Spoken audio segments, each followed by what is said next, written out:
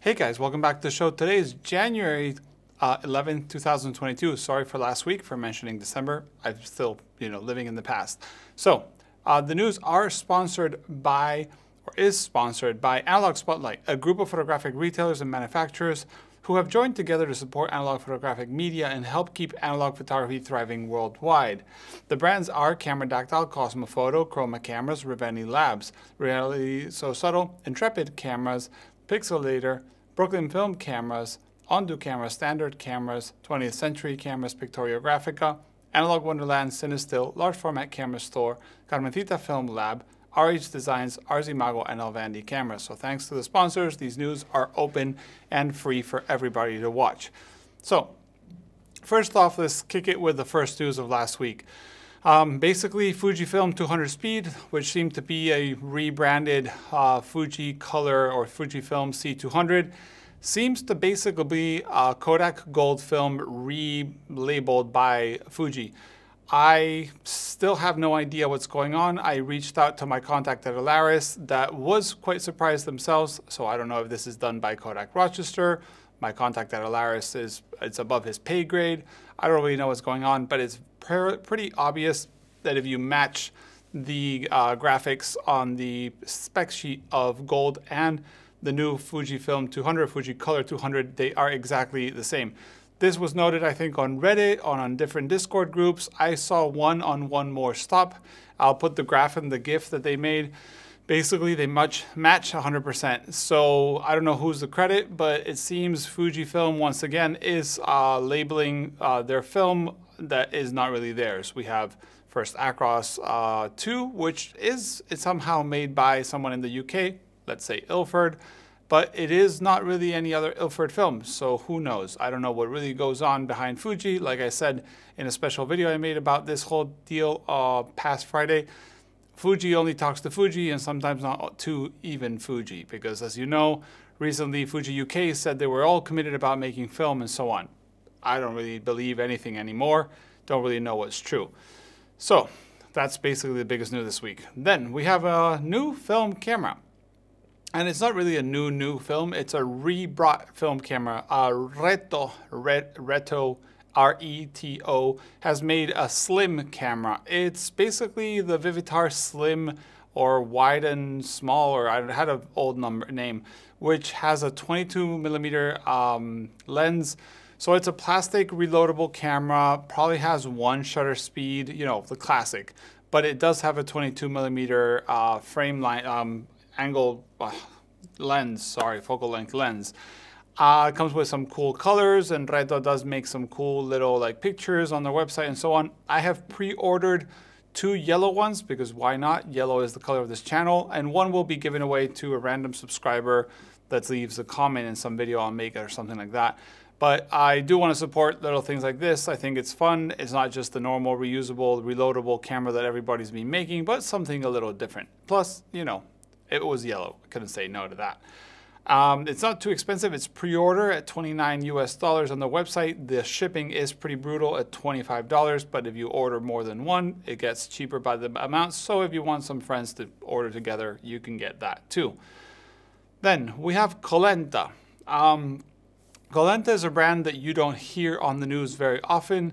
I did mention them a couple months ago because they brought back a mini lab machine, like a film processing machine that's basically a dip and dunk and so on. They have been non-stop. They are making RA4 processors. They have an eco line that actually fits in your house, or lab, which I'm very tempted to pick up and put in the lab here at work. They are also working, this is the biggest news, on a ECN2 machine. Machines don't come cheap. I know the film processors are like $50K, but as we know, film processors that are fully automatic or almost automatic, you feed them, they come out dry to dry, are not very common.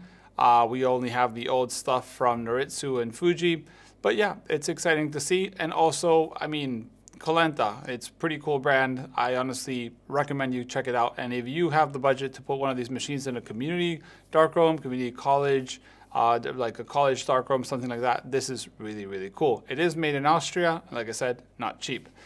So then we have Fujifilm MQ developer.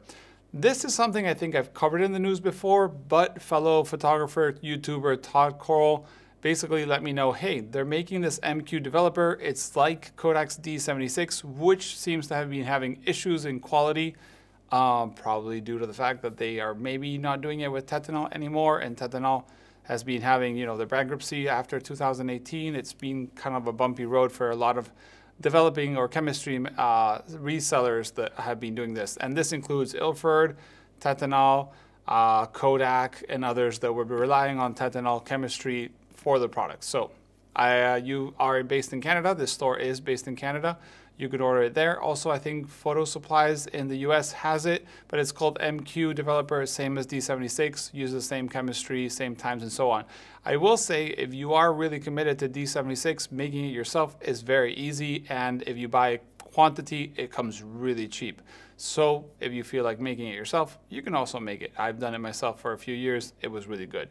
But if you're kind of like, I like buying it and using it, you can do that. Plus, Todd made a video shooting film in Mexico, which was kind of made me jealous now that we're at -21 Celsius here, which is always cool to see how he used it and whatnot. I always found D76 not too punchy for my liking in the darkroom, so I use HC110.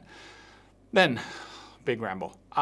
Then we have Brooklyn Film Camera making a cable release for the SX70. As you know, the SX70 from Polaroid, been around for a long time. It has the shutter, little shutter button on the front, usually red, if I'm not mistaken. And cable releases are kind of complicated if you want to take like a self-portrait project or you want to take a group picture, so on. So they made these SX70 cable releases, and they come in 3 lengths. We have 1 foot, then we have 2 meters, which for those who don't know is around 6 foot. And then we have 5 meters, which is around 15 feet, if I'm not mistaken. I'm not like imperial guy.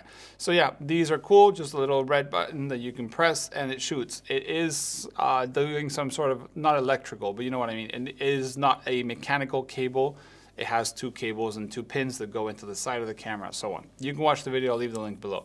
RealitySoSubtle has basically hinted and, well, shown a pinhole camera, but a red scale pinhole camera.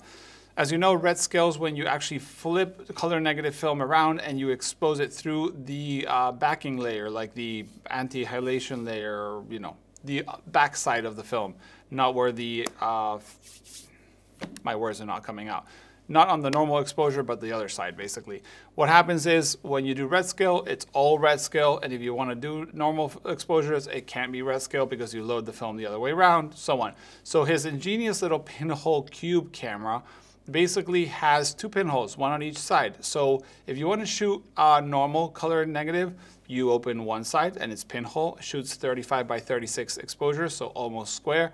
And you do your pinhole picture. But if you want to do red scale, you close that side and you open the other side. Plus the advanced has clicks, so you just count the clicks for the next exposure. And this will be available in spring, which I think is pretty cool. I've never been a big fan of pinhole myself, but this fact that you can do red scale depending is really, really cool. Do remember when you expose red scale, it has a different ISO because you're going through the back of the film. So I think it's 2 more stops, but I might be mistaken.